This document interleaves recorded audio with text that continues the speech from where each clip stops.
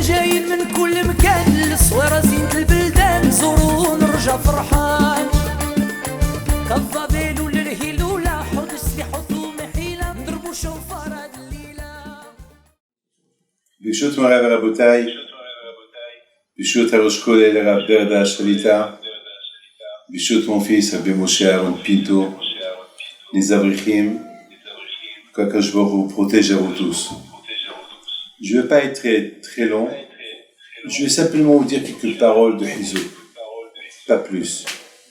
Vous savez, nous sommes maintenant dans les parachiotes qui parlent beaucoup des Avot HaKadoshim. Abraham, Yitzhak, Yaakov. Il y a une chose que jamais j'oublierai. Une fois, Maran Rav Shach Alav Shalom l'a dit, le plus beau livre de Moussar, de tous les livres de tous les temps, c'est lorsque on parle d'Abraham, Yitzhak, Yaakov. Vous savez très bien d'où Am Israël est venu. D'où il est venu Am Israël. D'où on existe. Et comment est-ce possible que jusqu'à maintenant, on résiste encore. Alors que beaucoup de nations ont disparu, l'Empire romain, l'Empire grec, l'Empire d'Assyrus, tous les empires, je ne sais pas moi, tout le temps ça change. Une fois la Chine était communiste, maintenant ils sont plus communistes. Une fois il y avait la Russie qui était communiste, une fois c'était impérialiste. Mais partout on change. Il y a la démocratie, il y a républicain, et partout, l'Europe, l'ancienne Europe, la vieille Europe, la nouvelle Europe, l'Amérique, l'ancienne Amérique, il y a quand même Israël ne change pas. Le peuple juif, il est resté identique. La Torah n'a pas changé, alors que partout tout change. Vous savez, chaque politicien qui arrive, il vient avec sa nouvelle méthode, avec sa nouvelle politique. Et tout le monde doit s'adapter à la politique. Aujourd'hui, maintenant, hier soir, j'ai lu que la Chine, lorsque le communisme a commencé, ils ont détruit tout ce qui était ancien de la Chine parce que ça rappelait le capitalisme. Ça rappelle la richesse chinoise.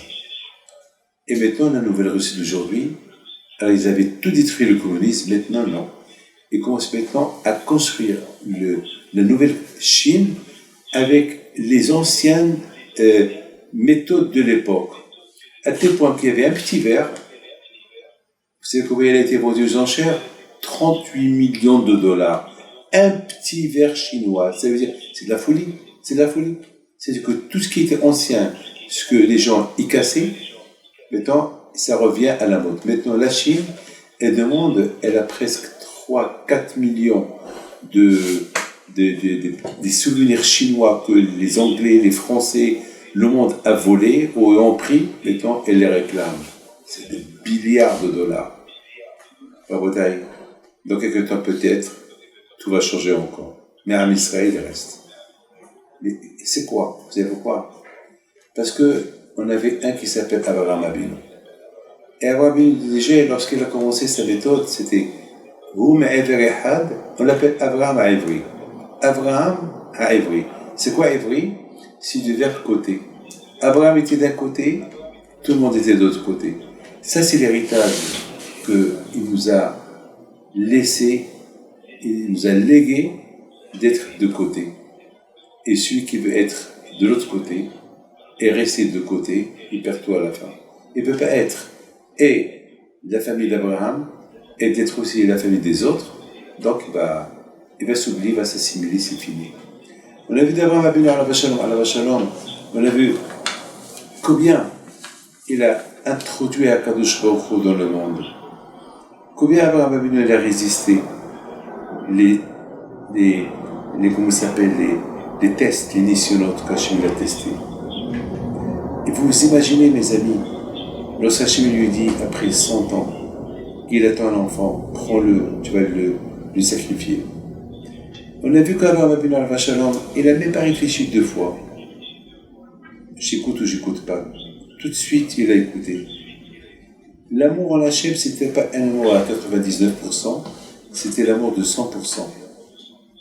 Mes amis, les épreuves qu'il a passées à Abraham Avinu, c'est un héritage que nous avons hérité. Et dans Abinu Alav Shalom, on a eu un autre qui s'appelle Yitzhak.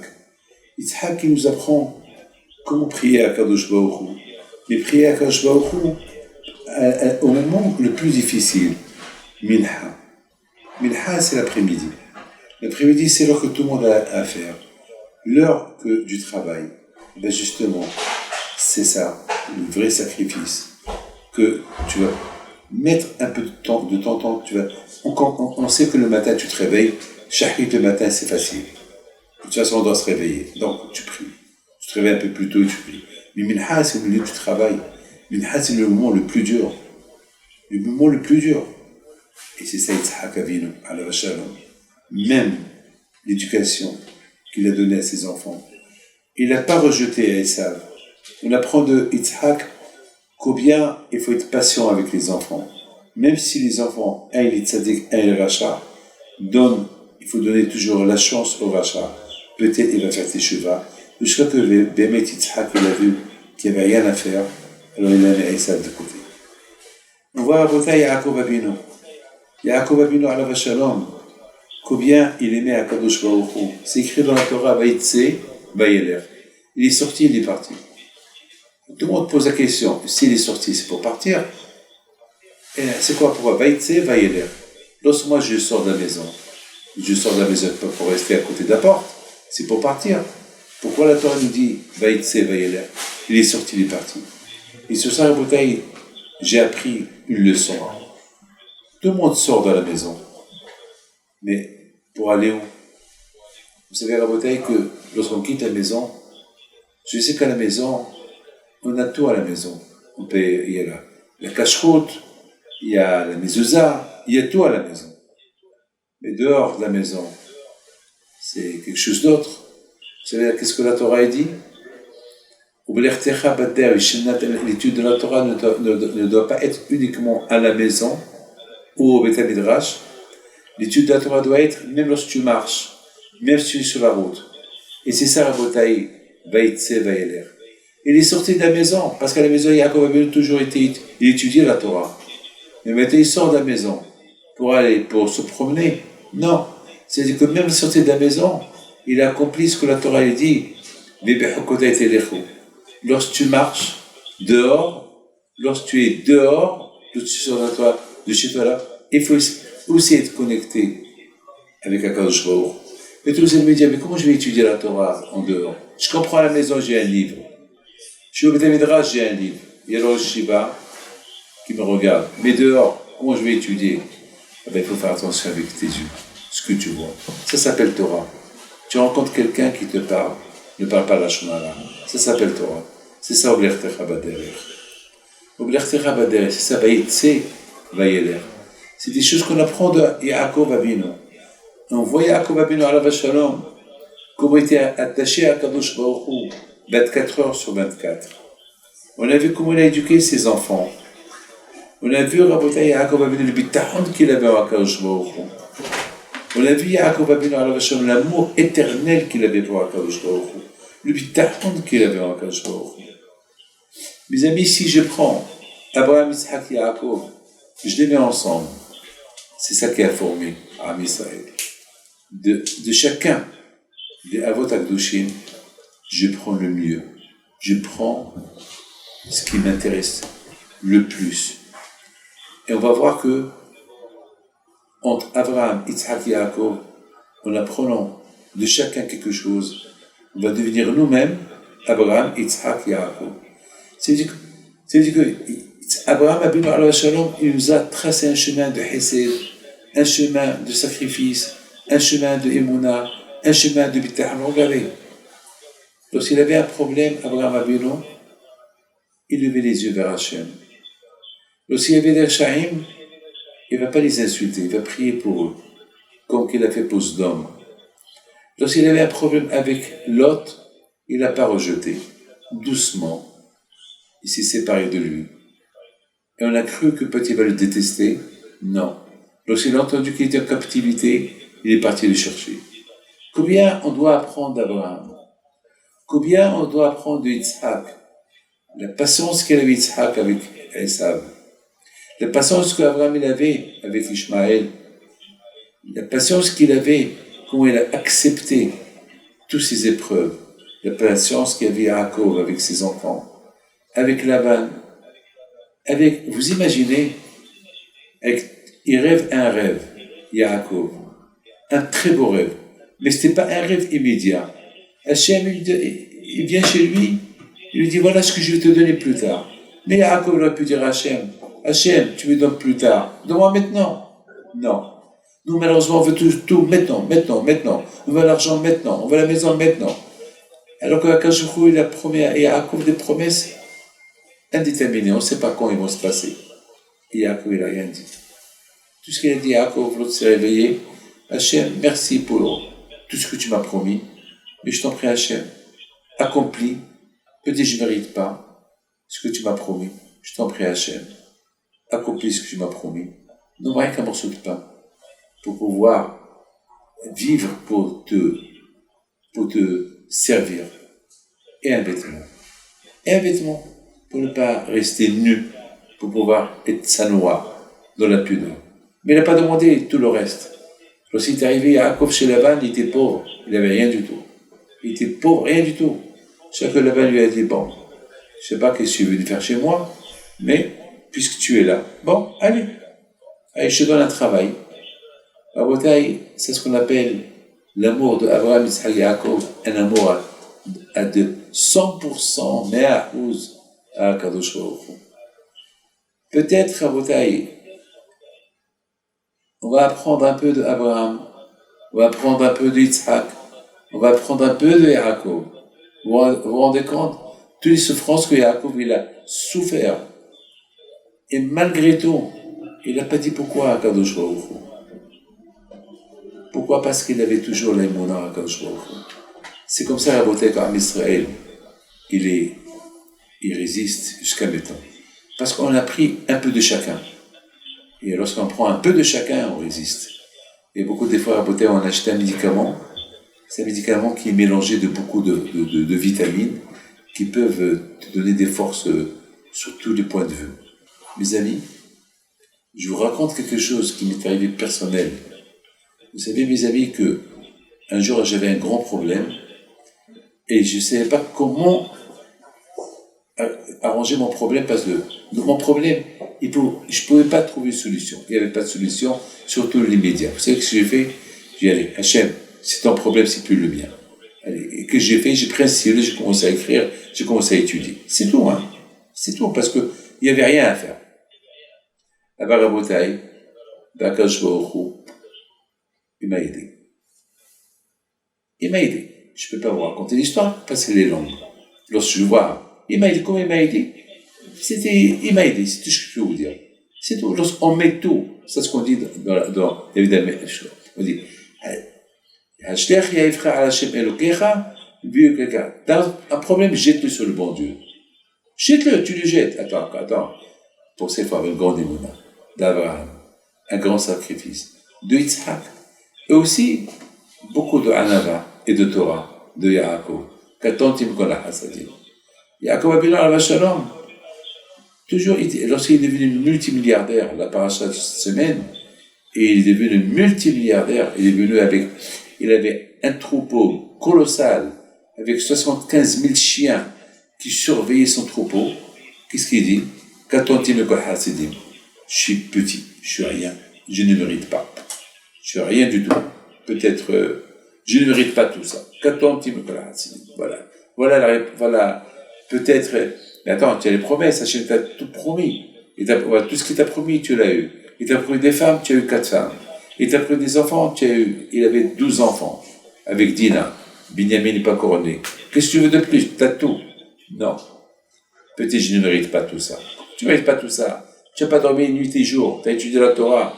Comment tu peux parler comme ça? Oui, c'est ça Yaakov Abinu. En Botaï, c'est ça qui a fait de Am Israël qu'il existe. L'existence de Am Israël, c'est d'avoir un peu de tout le monde, un peu d'Abraham, un peu d'Yitzhak, un peu de Yaakov. Lorsque le matin, on se réveille, on fait la prière le matin, qu'est-ce qu'on dit? Eloké Abraham, Eloké Yitzhak, Eloké Yaakov. Tout de suite. Parce que Parce que lorsqu'on dit Abraham, Isaac, Jacob, on connaît déjà l'histoire, on connaît qui était Abraham, on connaît qui était Isaac, on connaît qui était Jacob. Mais tout cela, si on l'étudie, si on, plus ou moins, on sait qui ils étaient.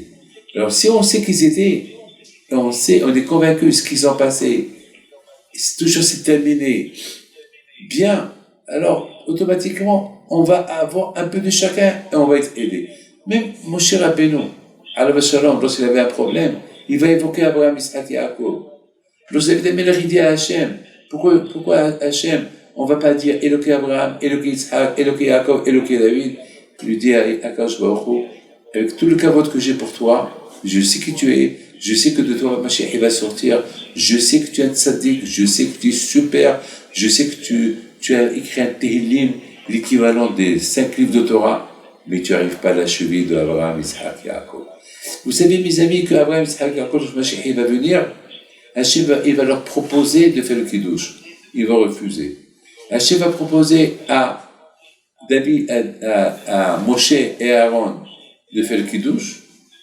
Ils vont dire non. On n'est pas capable. Tous. Et David Amelech, il va sauter, il va dire moi je vais faire kiddush. Et il a fait kiddush. C'est-à-dire que David Amelech, il a une importance quand même. C'est pas n'importe qui David Amelech. C'est lui qui doit faire le kiddush. Parce que Moshe, il va venir, ça va devenir comme un Shabbat. Et le Shabbat, on fait kiddush. Donc ça va être le kiddush de Mashiach. Ça va même pas, ni Abraham, ni Tzhak, ni Yaakov, ni Moshe, ni Aaron, ils vont être capables de le faire. Et David, il va le faire. C'est-à-dire que David, il est capable. Mais, malgré tout, il va lui dire, non, tu n'arrives pas à la cheville de Abraham, Isaac et Yaakov pour qu'on dise Éloqué David. Parce qu'eux, ils ont subi des épreuves graves et toi, tu n'as pas subi d'épreuves. Donc, il n'y a que quelqu'un qui a subi les épreuves graves, qui a montré son amour à Hachem à 100%. Il n'y a que lui sur lequel je vais dire Éloqué Abraham, Éloqué Yitzhak, Éloqué Yaakov.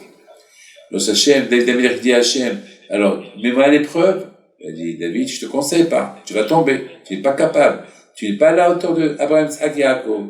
Il dit, quand même, fais-le, éprouve-moi. Il a éprouvé, et malheureusement, il est tombé.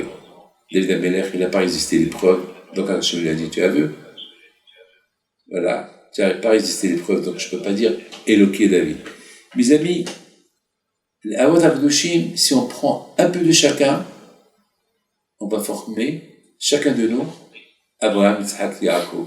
C'est-à-dire, moi, David Pinto, avec tout ce que je connais sur Abraham, avec tout ce que je connais sur Yitzhak, avec tout ce que je connais sur Yaakov, alors à Botaï, je vais bien faire mon judaïsme et je vais résister mon judaïsme et je vais l'approfondir même à notre époque. Même que notre époque est une époque dure, ça ne peut pas être aussi dur que à l'époque d'Abraham, Yitzhak, Yaakov. Pourquoi à l'époque d'Abraham, il n'y a pas Sodome et Gomorrhe?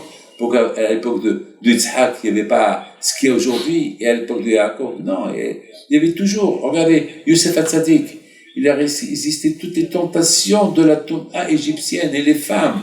Il les a résistées. Aujourd'hui, il y a le iPhone.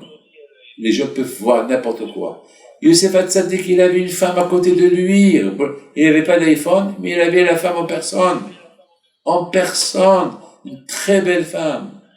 Lorsqu'il est devenu roi, toutes les femmes égyptiennes, ils voulaient de lui. Et Yosef HaTzadik, il n'a pas levé les yeux. Il n'a pas été tenté. Si on parle de l'argent, voilà la parasha de cette semaine. Il dit Rabbi Yeshua Pinto alav shalom, mon arrière-grand-père, il dit, comment est-ce possible que Yaakov Abinu, il a construit pour son troupeau des soukotes, des maisons comme une souka, mais pour ses enfants, il a construit une maison. Comment est-ce possible qu'il a caché son argent dans des soukotes, dans des cabanes? Est-ce qu'on cache l'argent dans les cabanes? Il dit à Bishop Pito, de là on apprend la grandeur d'Abraham, de Yaakov Abinu. Il veut nous montrer qu'avec toute sa richesse colossale qu'il avait, c'était du bidon. Pour l'argent, ils avaient que dans ceux qui veulent les voler, qui les volent. Mais pour les enfants, c'est la yeshiva. Il leur a construit une maison. Vous voyez, Rabotai, Yaakov nous donne une réponse aux tentations de l'argent de ne pas tomber. Voilà ce qu'on apprend de Yaakov Abinu. Et c'est ça la bataille. On peut pas dire que, oui, donc, mon époque, ce qu'ils ont, on peut adapter la vie d'Abraham, Isaac et Jacob à toutes les époques. À toutes les époques. Si on connaît bien comment ils ont résisté, Abraham, Isaac et Jacob, toutes les épreuves de leur vie, eh ben, on peut les adapter même à notre époque et les surmonter et réussir. Et c'est la raison de la bataille que Abraham, Isaac et Jacob, personne ne peut se mettre à leur côté, mais au moins, ils nous ont laissé un héritage à prendre d'eux. Un héritage. La bataille, je vous pose une question de famine. Vous allez me dire, oui, l'amour qu'Abraham, Isaac et Jacob ils avaient pour Hachem, oui, c'était une époque. La bataille, c'est pas vrai. Je vous pose une question. Savez-vous si vous aimez Hachem ou pas? Je vous pose une question. Vous allez me dire oui. Chaque matin on dit chaque matin on dit il faut aimer Hachem. Est-ce que nous on l'aime? La bataille, tout dépend comment on se comporte le matin. C'est tout. Le matin. Comment on se réveille le matin. C'est tout. Pour aller faire la prière. Bien sûr, comment il y a une mitzvah qui arrive entre notre main. Comment on l'a fait? C'est comme ça qu'on peut savoir si on aime Hachem ou pas. Il y a des mitzvot que la Hachem nous a donnés. Mais comment il les accomplit? Est-ce qu'on les accomplit avec la joie? Est-ce qu'on les accomplit avec sourire? Est-ce qu'on les accomplit avec amour? Eh bien, Abraham, Isaac et Jacob, il n'y a pas une mitzvah qu'ils ont accomplie sans montrer l'amour qu'ils ont à la mitzvah. Lorsque Abraham il avait, par exemple, les invités, c'est écrit, il a fait la Brit Mila ce jour là-bas, et c'est écrit, El Abakarat Abraham. Il avait les invités, il a couru derrière une vache qu'il a trouvé qu'elle était bien aux invités, et il courait derrière elle. Bonjour, El Abakarat Abraham. Il court pour ses invités, pour les gorger, pour préparer un bon repas aux invités. Voilà la bataille. Abraham se réveille tôt le matin pour servir Hachem. Il avait le temps pour faire la Hakeda à son fils. Non, Hachem m'a dit de le faire, je le fais tout de suite. La bataille, c'est ça l'amour. C'est comme ça qu'on peut montrer combien on aime Hachem à 100%. Ce qu'on appelle le 100%. Peut-être on aime Hachem à 80%, à 50%, 30%, 20%, 10%, 1%. C'est bien. Mais le 100%, dans la bataille, le 100%, c'est une adaptation. On s'adapte. C'est pour ça que la Torah te dit, il ne faut pas rendre des mitzvot comme routine. On fait des mitzvot de routine, Kippa routine, Shabbat routine, Tfilit routine, Tzedaka routine, tout routine. Vous savez, à la bataille, il y a des gens qui prennent chaque matin le métro, c'est routine pour aller au travail. Il y a des gens qui prennent le train le matin, le TGV pour travailler à Paris de Lyon. Voilà, la semaine dernière, j'étais à Lyon et le train était archi plein. Tous ces gens là-bas, ils viennent travailler sur Paris chaque matin. Ils viennent travailler à Paris et ils prennent le TGV 2 heures. Et routine, c'est du routine. Ils se réveillent à 5 heures du matin. C'est routine. Voilà. C'est routine. Non, il faut pas que ce soit du routine. Il faut que chaque matin, on se renouvelle, comme il dit le Arizal Akadosh, Hadashim la Bikarim, Rabba Emunatra. Chaque matin, on se réveille, et notre Emouna, elle doit être nouvelle. Pas l'Emouna d'hier, parce que si c'est l'Emouna d'hier ou d'avant-hier, ça veut dire que c'est une routine. Non, on va faire un effort un peu plus. C'est-à-dire, il faut qu'on passe du cap. Quand on est sur l'autoroute, lorsqu'on accélère, on fait boîte à vitesse, premier, deuxième, troisième, après quatrième, cinquième, après ça y est, après la voiture elle roule. Alors, dans Hachem, il n'y a pas de limite, il n'y a pas de cinquième, c'est 6, 7, 8, 9, 10, et Ma'alim Bakodesh. Et c'est ça, les Avot HaKadoshim. Voilà mes amis, si vous voulez réussir dans la vie, il faut prendre un peu de chacun, un peu d'Abraham, un peu d'Yitzhak, un peu de Yaakov. Et pour Hachem, le bon Dieu nous a donné de tzadikim. on les voit, on apprend d'eux. Moi, mes amis, j'apprends beaucoup de Tzadikim.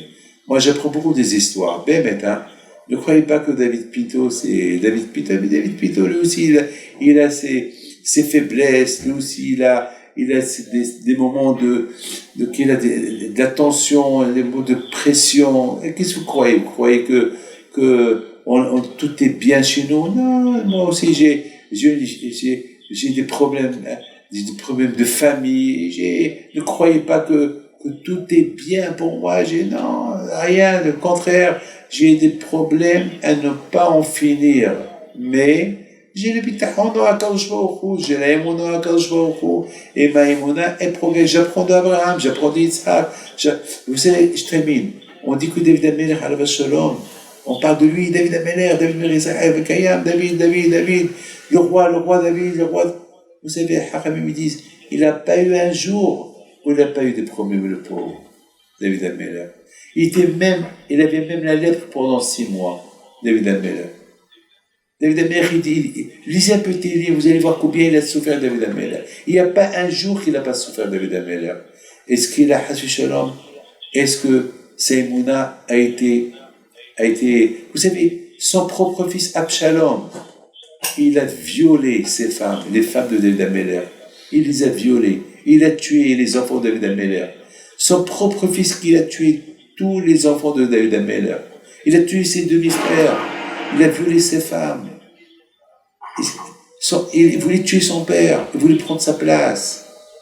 Et à la fin, lorsque Abshalom a été tué, David HaMelech, alav shalom, il a commencé à prier à Hachem pour qu'il monte de Gehinnom.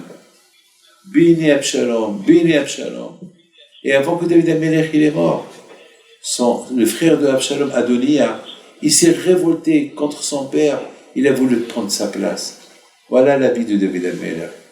Et j'ai mis David HaMelech à la vache. Vous imaginez que David HaMelech, une fois, il a dit à ses enfants, à ceux qui se sont sauvés avec lui, apportez-moi la Avodah Zara. Apportez-moi. Et le David, t'es fou, à ta vieillesse. Tu veux faire la Avodah Zara? Il a dit, non. Au moins que les gens ne disent pas comment, avec tout ce que David HaMelech, il a fait avec Hachem, c'est ça ce qu'il mérite. Alors, moi que les gens disent que David, il a été puni parce qu'il a fait l'idolâtrie. C'est ce que Hachamim disent. Mais il y a ceux qui disent que David HaMelech, alav shalom, lorsqu'il s'est sauvé d'Israël à cause d'Abshalom, David HaMelech a dit, voilà, au moins qu'ils disent, parce qu'on dit celui qui n'habite pas en Israël, comme s'il avait l'idolâtrie. Regardez, peut-être tout ça pour que David HaMelech, il a voulu que les gens n'accusent pas Hachem. Il préfère qu'on l'accuse, et ne pas accuser Hachem. Voilà David HaMelech, alav shalom. Voilà Rabotai. Profitez-en. On a mis dans la paracha de Vaishta, Vaishev, Miketz et Vaihi. 4 parachutes qui a beaucoup à apprendre de Yaakov Abinu. Son amour à Hachem. Maintenant, on commence à parler que de lui pendant 4 semaines. Voilà, chacun de nous, il prend un peu d'Abraham, un peu d'Israël, un peu de Yaakov. Et on lit un peu, on écoute les cours. Je sais que Moshe, il fait des bons cours sur les Avodat Kedoshim.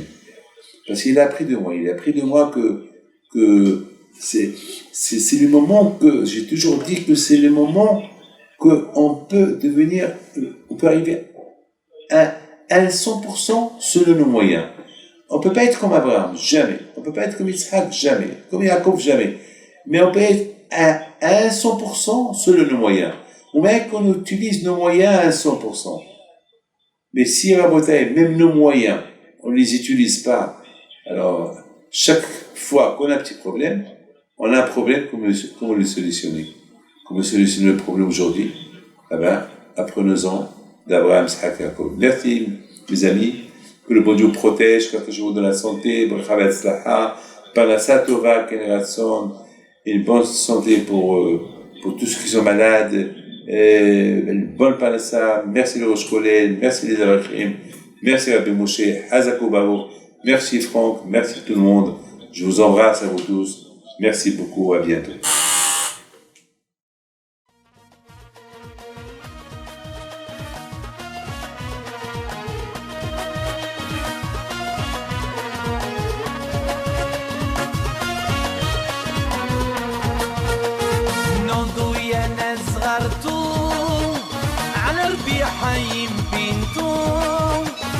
وقف لنا زي خون